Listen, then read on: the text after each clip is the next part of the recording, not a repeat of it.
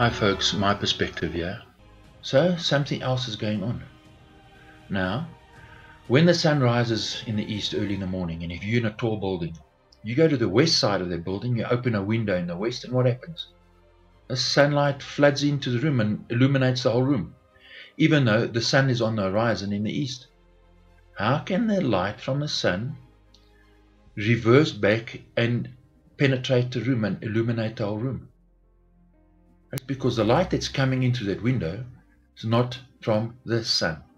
It's as simple as that. So now what I'm telling you and what we're discussing goes against the grain. I know it does, but we're going to prove it. So before you have a knee-jerk reaction and start throwing things around, chill out, be calm, and pay attention. So to help us understand this, we're going to look at buildings on the horizon. So you'll see, for example, if the sun's in front of you, now the sun travels across.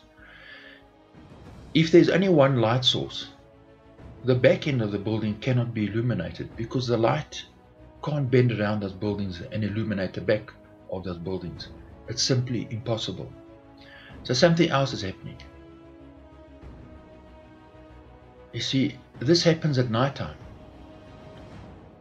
because you have one light source at night. It's the moon.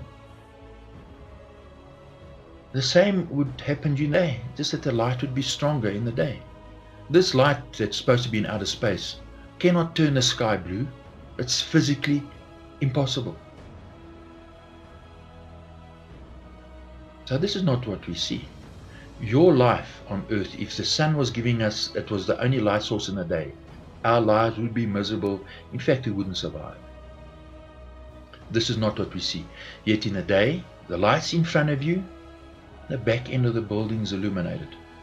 Tells you that there must be two light sources in the day. You're going to say, well, that's insane. Well, go outside, use your eyes and look. What we've been taught about the world we live in is an illusion. It's fantasy. So a photographer would do the same. You see, a photographer has a person standing there. He cannot use one light source. He would use a soft light, he would use a reflector, and then he would use a hard light. And it's these aspects of these lights together he can illuminate the person or the object properly. So there's a lion, right? He would take a softbox. This would create the light of day, the ambient light. He would use a reflector on the opposite side. And then he would take a hard light, which is like the sun, and he would move that hard light around until he's happy with the lighting. And it's only in this way that he can illuminate a 3D object in 3D space. And this is the way the world works. A photographer cannot illuminate a 3D object with one light. It's physically impossible. Now, if there was only the sunlight, your world would be a nightmare. It would be ugly. So we have the light of day, a reflector, a dome, like a molten mirror covering the earth, and we have the sun. And it's the sun that gives us the hard shadows and the hard light. And it's the combination of these three things, the two lights and the reflector, that we see the way we do. If there was no reflector, right, and there was no dome, right, so the light's not working from them, and we only have the sun, well, this is what the whole day would look like. The only time you'd see objects lit is when the sun was behind you. Your world would be like a horror movie. And that's a fact. Go try it out. We know this. The crazy thing is that we know this and we understand this, but when we go outside in the real world, we've been so brainwashed that we don't think. We don't appreciate or respect the creation. So some people have taken images like this and have said, well, what is that second sun doing there? This is not a lens reflection because it's behind the clouds. And people look at this and say, what's going on here? What on earth am I seeing? Well, you're seeing the sun reflect off the dome. And as Job said, that dome is like a molten mirror, beat out.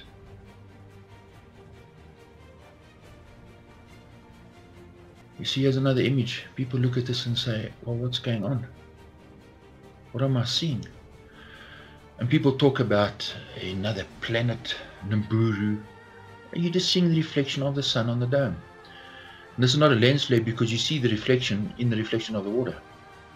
And people take video footage of things like this and they're astounded. Now, especially in colder areas when there's no moisture in the air, we see this all the time. Now, I've worked in the Mascarene Islands, and during the cyclones, the moisture in the air evaporates. And you see images like this during those periods of the year.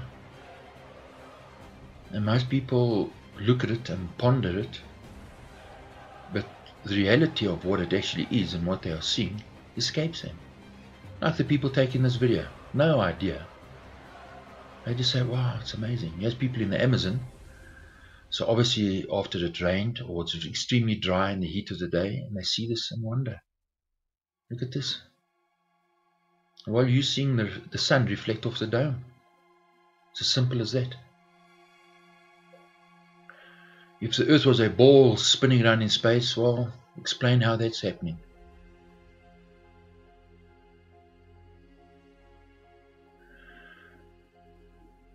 If we just spend some time pondering on the creation, you'll see a different world to the one you were taught to believe in. It's as simple as that.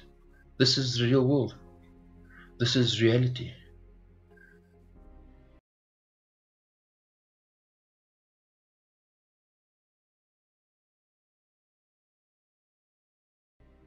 And these things give evidence that there is a creator, a powerful creator, who has all these things under his power and control. So as the sun sets, watch the light reflect off the dome and it moves with the sun. And there are two of those lights. So if I tell you, well, the earth has a dome and it has two light sources, and these sources are orbiting around the earth, you'd say I'm crazy. But the evidence is there.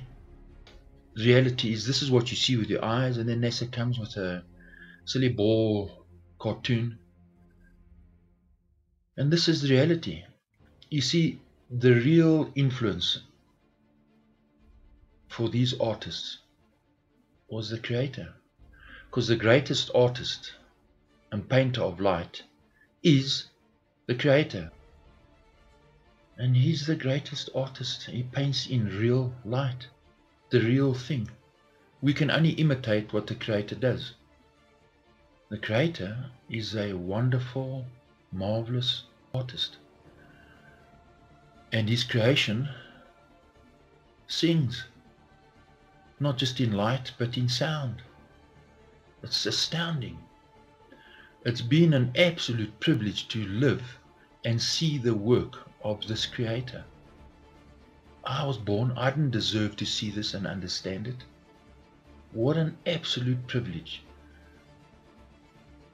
And so, the common sense tells you, if I see this painting, who painted that? You want to learn about this because you're astounded and that's beautiful. When I see this, I ask myself, well, who's painted this? How is it that I can see this and is painting this in my mind with light? And it moves and it's awesome to look at. We see a gentleness, a loving kindness that is astounding. But unfortunately, we live in a wicked system ruled by despots, psychopaths, who don't want you to see and listen and think. They don't want you to be free. They want you to believe that this stuff just evolved. I mean, look at this, come on. This evolved, really? And it's flat. Say what you want to. Your eyes and your mind tells you it's flat. So we need to take time to look and appreciate and meditate and think on these things. And we'll see. No doubt about it. As a creator. And the quality of this creator possesses is truly astounding.